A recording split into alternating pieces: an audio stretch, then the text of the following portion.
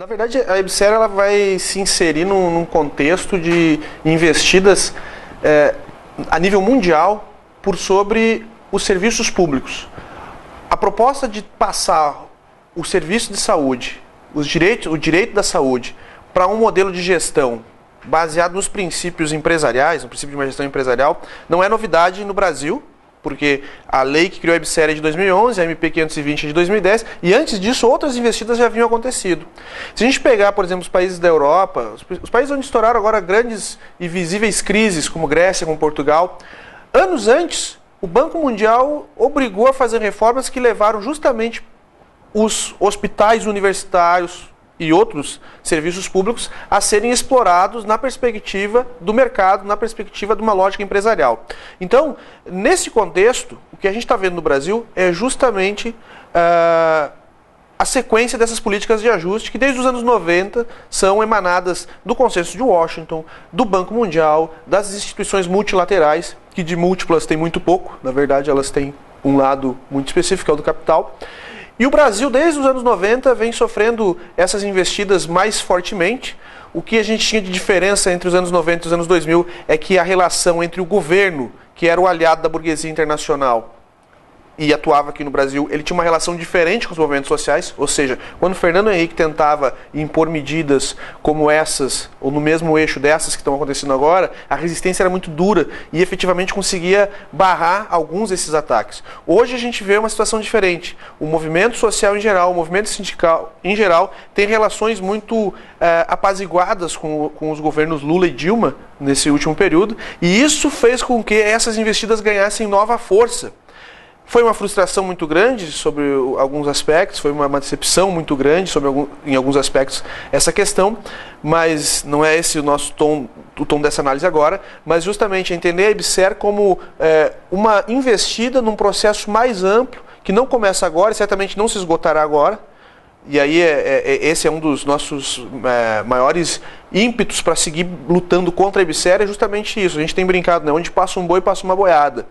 A instalação de uma empresa brasileira de serviços hospitalares é um sinal verde para a empresa de serviços educacionais, por exemplo, e aí, enfim, abrir a porteira para que docentes sejam contratados via CLT, via quarteirizações e outras mutretagens possíveis a partir dessas relações onde o espaço público vai ser gestado a partir de princípios e da lógica privada.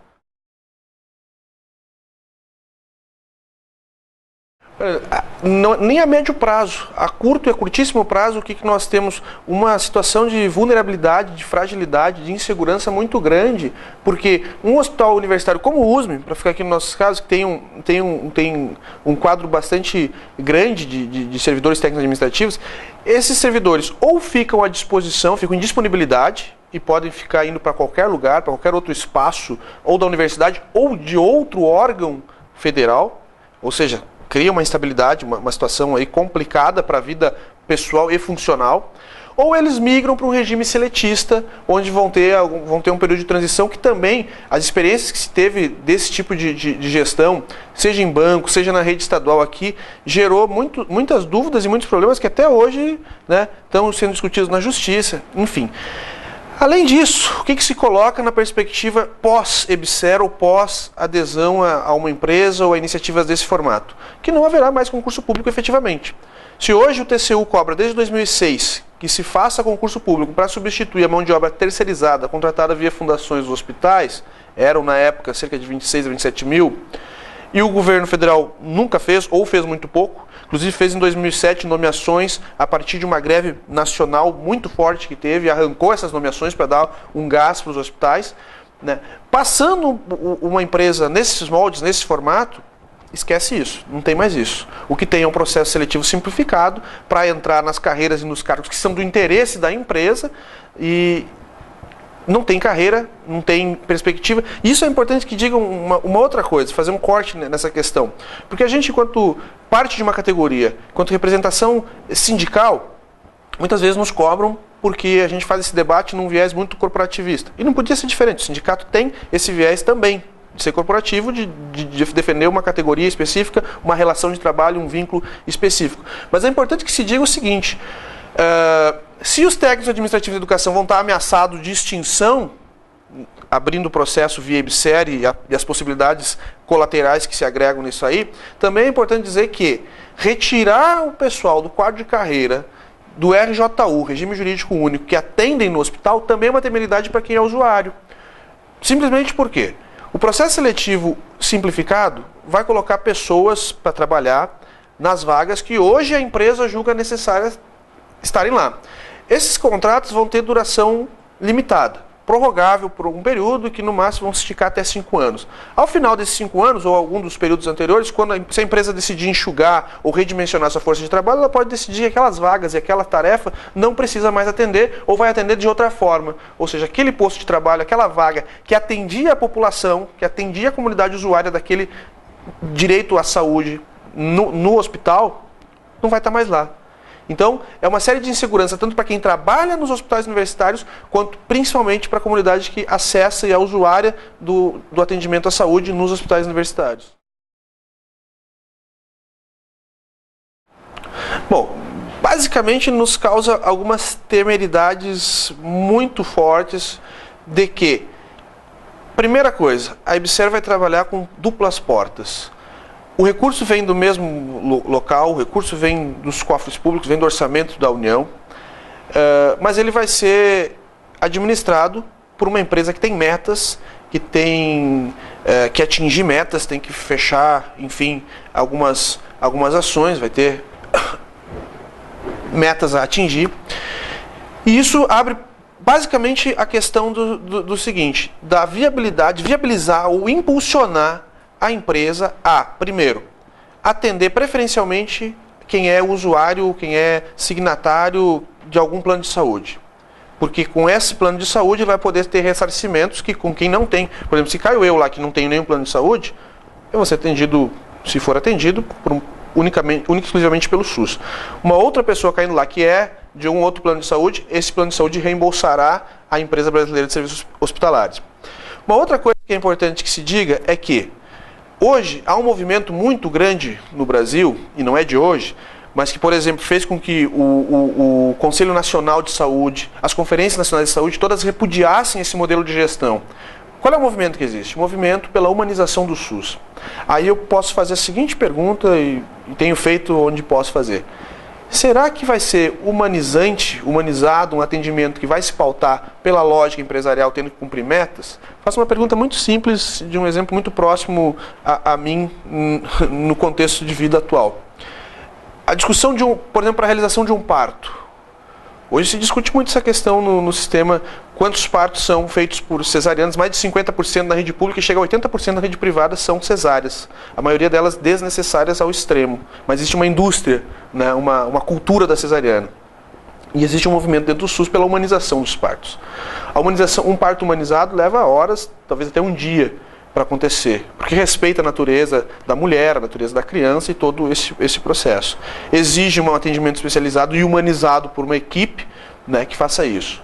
Uma cesárea, você pode agendar 10 ou 15, enfim, para uma tarde, dependendo das salas e da estrutura que tem disponível, faz com hora marcada, das 14 horas, às 15 horas, às 16 horas. Ou seja, para quem tem metas a cumprir, dificilmente a humanização do SUS e o bom atendimento, com a plenitude e a complexidade que é atender o direito à saúde das pessoas, provavelmente a opção vai ser cumprir a meta, e aí a humanização é secundarizada ou negligenciada completamente.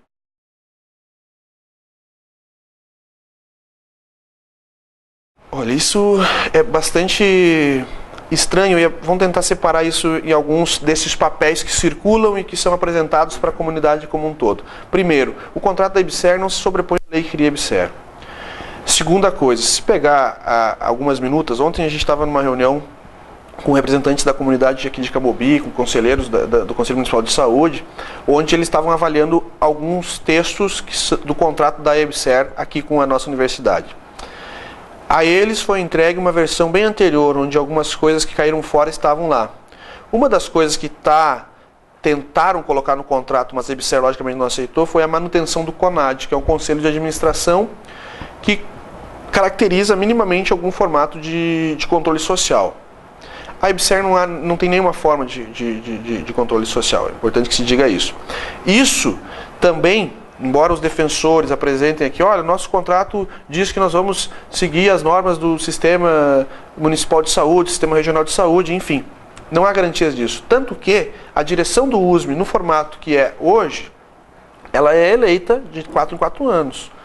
Agora, no início de 2014, entre março e abril, no processo que nós temos hoje, vai haver uma eleição onde os trabalhadores e trabalhadoras em saúde, os residentes, enfim, a comunidade que trabalha e que faz o hospital universitário funcionar, tem direito a voto e escolhe uma direção. Entrando no IBSER, isso não tem mais. Ou seja, não há nenhum tipo de intervenção ou de controle social capaz de estabelecer alguns parâmetros mínimos para atender e garantir os princípios do SUS, por exemplo. Uma outra questão que dizem e temem, insistem em garantir, o USM vai continuar 100% SUS. De certa maneira vai, porque os recursos que virão, né, embora venham com o carimbo da IBSER, sairão dos Fundos Nacional de Saúde, sairão do mesmo orçamento do Ministério da Saúde e virão para cá. O que vai acontecer? Isso que também é uma... talvez a gambiarra principal de se entender. Uma empresa pública de direito privado, que administrativamente, pegando lá o conceito, deveria se deter a explorar atividades econômicas, e aí a gente já começa com uma contradição. Saúde não é uma atividade econômica, é um direito. Mas uma empresa pública de direito privado, ela tem mecanismos e possibilidades de prestar contas um pouco diferentes do que o USM tem hoje. Ela tem possibilidade de estabelecer contratos, convênios, enfim, com empresas, com laboratórios, né, diferente do que o USM tem hoje. Ou seja, um exemplo muito cristalino sobre isso. Se pegar uma atividade considerada meio, como por exemplo alguns exames laboratoriais, ou a radiologia, ou enfim, e a empresa brasileira de serviços hospitalares instalada no USM decidir que não precisa ter gente lá, não precisa manter uma estrutura lá, ela pode pegar aquele dinheiro via SUS, ao ter uma demanda ali para, por exemplo, tirar um raio-x, tem um contrato e paga para um laboratório na cidade ou na região, como já acontece em alguns momentos, em algumas situações no hospital universitário, mas com a IBSER isso fica muito mais frouxo, muito mais possível de acontecer. Então, o dinheiro que vem 100% SUS acaba locupletando a máfia e todo um circuito da economia que tenta lucrar com a saúde e com a doença da população. Então, é um processo de gestão que acaba por ser muito perverso lá na ponta, porque vai pegar um dinheiro que é público para alimentar e enriquecer os tubarões da saúde privada em Santa Maria e na região. Por isso, não é só por isso, que o TCU aponta esse modelo de gestão como irregular, como ineficiente e como não dá conta das exigências que foram feitas originalmente. Também a Justiça Federal, existe uma ação direta de inconstitucionalidade tramitando. O próprio Conselho Nacional de Saúde, como eu disse, em outros momentos, tem repudiado constantemente esse modelo de gestão, por tudo isso que ele implica, né? A proliferação dessas tramóias e dessa locupletação da iniciativa privada, das empresas da saúde, atravessadas por dentro de uma empresa que, enfim, acaba facilitando a vida para esse tipo de malandragem, e na ponta, quem perde com isso, quem é prejudicado com isso, quem é explorado com isso, é a comunidade usuária que está lá para ser atendida e para ter o seu direito à saúde, né, garantido pelo hospital. Essa pergunta eu tenho me feito muitas vezes, já fiz a alguns defensores da IBSER, né? Já perguntei isso a alguns IBSERistas célebres aqui da cidade que têm se celebrizado em fazer a defesa cínica do processo de gestão com a IBSER. E a pergunta é bem simples. Se esse recurso existe, se esse dinheiro existe, se é um recurso do governo, se é um recurso público, se as vagas que estão sendo prometidas existem, estão à disposição no MEC, no Ministério da Saúde, por que é necessário criar uma empresa por onde passará esse recurso, por onde passarão essas vagas para chegar no hospital e para atender a população? Eu não consigo achar uma resposta para isso que não seja a necessidade ou a vontade explícita de jogar o atendimento da saúde nas mãos da iniciativa privada por uma forma mal disfarçada, se é que é disfarçada, de privatização. O centro da IBSER, o cerne da IBSER é isso. O DNA da IBSER é o DNA da privatização. É o DNA de colocar o direito das pessoas, a saúde das pessoas e a doença das pessoas a serviço da geração de lucro para poucos. Para os mesmos que já enriqueceram em Santa Maria, para os mesmos que já enriqueceram na região, com seus laboratórios, com suas clínicas. enfim, com um monte de relações aí promíscuas que vão se aprofundar e se avolumar com a EBSER, porque o processo dela, o esquema da EBSER é esse, né? O dinheiro vem de Brasília com o carimbo da EBSER, como forma de chantagear as universidades para dizer, olha, o dinheiro é da EBSER, se você não aderir à EBSER, o dinheiro não vem. Mas o próprio hospital universitário aqui já recebeu alguns repasses que vieram lá com a chancela, com o carimbo da EBSER. Isso é mais um dos aspectos dessa grande chantagem que o governo tem feito com as universidades. E aí é importante dizer o seguinte, as universidades no Brasil todo estão resistindo, embora a EBSER diga que 30 e tantas universidades já aderiram, não é verdade, porque a EBSER divulga isso, mas bota na conta aquelas que estão estudando, negociando ou discutindo, como a nossa, que não assinou nada, não tem nada com a EBSER oficialmente, embora, né, parte da direção do USM predominantemente tem feito a defesa muito veemente disso, mas não aderimos à EBSER. Ao todo, não chega a meia dúzia de universidades que assinaram e todas elas têm problemas terríveis para funcionar, mesmo dentro da EBSER. As promessas dos recursos, as promessas das vagas não se concretizaram no passe de mágica que eram prometidos. Por quê? Porque não é essa a principal intenção dessa empresa. A principal intenção dessa empresa não é garantir as vagas que estão lá, sendo exigidas pelo TCU há mais de meia década, sendo exigidas pelo movimento sindical, sendo exigidas pelos fóruns e conselhos que defendem e fazem o controle social do SUS. Não é isso que a EBSER vem para fazer. A EBSER vem para abrir as portas para gandaia, para farra, para libertinagem da iniciativa privada, explorando a saúde e a doença da população de Santa Maria e da região, assim como tem tentado fazer em vários hospitais universitários pelo Brasil e não tem conseguido. Um exemplo que é muito recente e acho que é importante dizer, por exemplo, que é do Maranhão. A Universidade Federal do Maranhão assinou o contrato com a EBSER e a Justiça Federal, na mesma semana, embargou tudo, mandou sustar todos os movimentos, todas as ações para a implantação. Porque a Justiça Federal não é um sindicato, não é um movimento estudantil, não foi uma associação de moradores ou de usuários. A Justiça Federal enxerga, dentro da EBSER, todas as irregularidades, desde o seu início, que contrariam diretamente, frontalmente, os princípios e os marcos da gestão do Sistema Único de Saúde, que é referência no Brasil e é referência mundial, mas, enfim, acaba sendo atacado dessa forma. Inclusive, o Maranhão foi mais um dos exemplos onde as vagas prometidas não puderam chegar, até por força dessa decisão judicial de sustar qualquer movimento de instalação, enquanto a ação direta de inconstitucionalidade não for julgada. A gente tem medo disso também. Criar uma situação agora que se apresenta como solução e depois não tem volta, assinou um contrato desses, com essa magnitude, com esse alcance, que é a questão do EBSER no USM, com tanta indefinição, com tanta incerteza no ar. E aí nos espanta muito a pressa, a truculência, né, a forma assodada, a forma atropelada que tem sido dado ao debate para aprovar a EBSER. Alguns dizem por aí, no conselho do USM, na Direx do USM, que houve o debate durante um bom tempo. Mas esse debate sempre aconteceu a portas fechadas. É a primeira vez que esses que ficavam dentro das portas estão conseguindo, ou estão tendo que ouvir o que o movimento, o que os usuários estão dizendo, o que os movimentos estão dizendo, o que os sindicatos estão dizendo, o movimento estudantil está dizendo, e questionando duramente esses elementos da EBSER que não estavam na roda, não eram colocados no debate.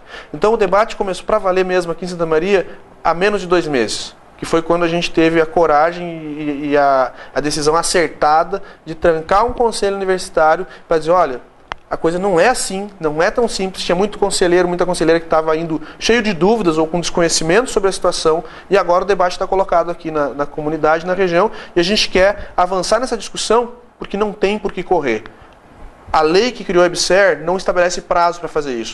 Inclusive a lei, como tu mesmo disseste, ela não obriga a universidade a fazer isso. Ela faculta. Se a universidade quiser, adere. Se não quiser, não adere. Isso diz no texto da lei.